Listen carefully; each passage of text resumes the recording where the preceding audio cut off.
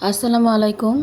কেমন আছেন সবাই? এই তো ছোট্ট একটি ব্লগ নিয়ে হাজির হলাম। তো আমি এখানে কচুরমুখী আর আলু সিদ্ধ বসিয়েছি ছোট রাইস কুকারে। তো আজকে বউয়া ভাত বানাবো, বউয়া আর কয়েক ধরনের ভর্তা বানাবো। তো প্রথমে কচুরমুখী আলু সিদ্ধ করে নিলাম, এরপরে বেগুন ভেজে নিলাম। আজকে বেগুন সবসময় তো পুড়িয়েই বানাই, আজকে বেগুন ভেজে বানাবো ভর্তাটা। এরপরে আজকে চাপা শুটকি বানাবো। তো চাপা শুটকির সাথে বেশি করে রসুন, পেঁয়াজ আর শুকনা মরিচ দিয়ে চাপা শুটকিটা তেলে ভেজে নিচ্ছি।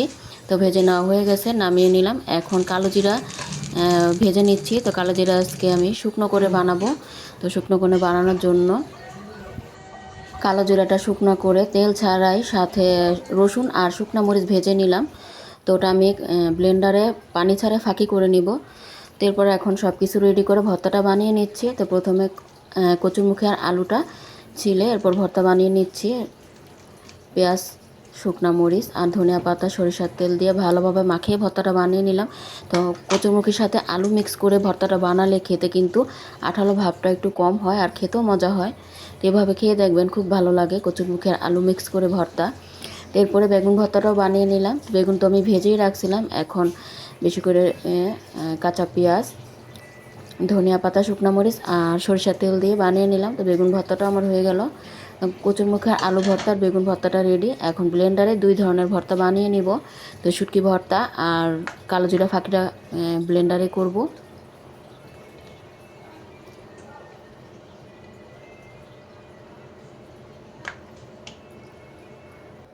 প্রথমে কালো জিরা ফাঁকিটা করে নিব, কারণ এটা তো পানি ছাড়া করব, এজন্য পরে শুটকি ভর্তাটা বানাবো। এই তো এখন কালো জিরাটাও ফাঁকি করে নিলাম। তো এভাবে ফাঁকি করে ভর্তাটা বানালে কি হয়, অনেক দিন রেখে খাওয়া যায়, কিছুই হয় না। ফ্রিজও রাখতে হয় না, বাইরে রাখলেই হয়। এই তো কত সুন্দর হয়েছে। এটা কিন্তু যখন তখন বের করে খাওয়া যায়। এটা ডাল ভাতের সাথেও কিন্তু দারুণ লাগে খেতে।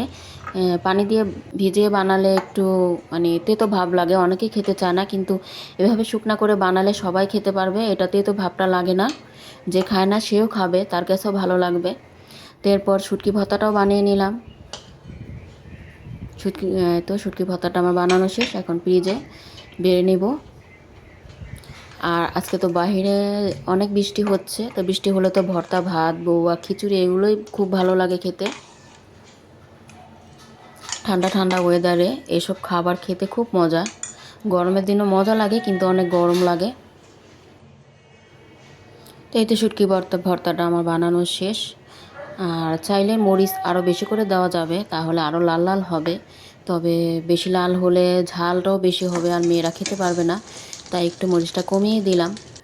আর এখানে ডিমও ভেজে নিচ্ছি। ডিম ছাড়া ছাড়া তো বউয়াটা অসম্পূর্ণ। আর এদিকে অফ ক্যামেরা বউয়াটাও রান্না করে নিয়েছি। তো সবশেষে ধনিয়া পাতা দিয়ে নাড়াচাড়া করে নিচ্ছি। তা আলু দিয়ে বেশি করে বউয়াটা বানালাম। আলুর বউয়াটা খেতে খুব মজা। আর এটা বিক্রমপুরের একটা ঐতিহ্যবাহী খাবার। এটা বিক্রমপুরে আলুর বউয়াটা খুব ফেমাস। তো আমার নানুর বাড়ি বিক্রমপুর, তাই আমি জানি যে বিক্রমপুরের মানুষের এই আলুর বউয়াটা খেতে খুব মজা লাগে। তো আমার মা তো সবসময় বানাইতো।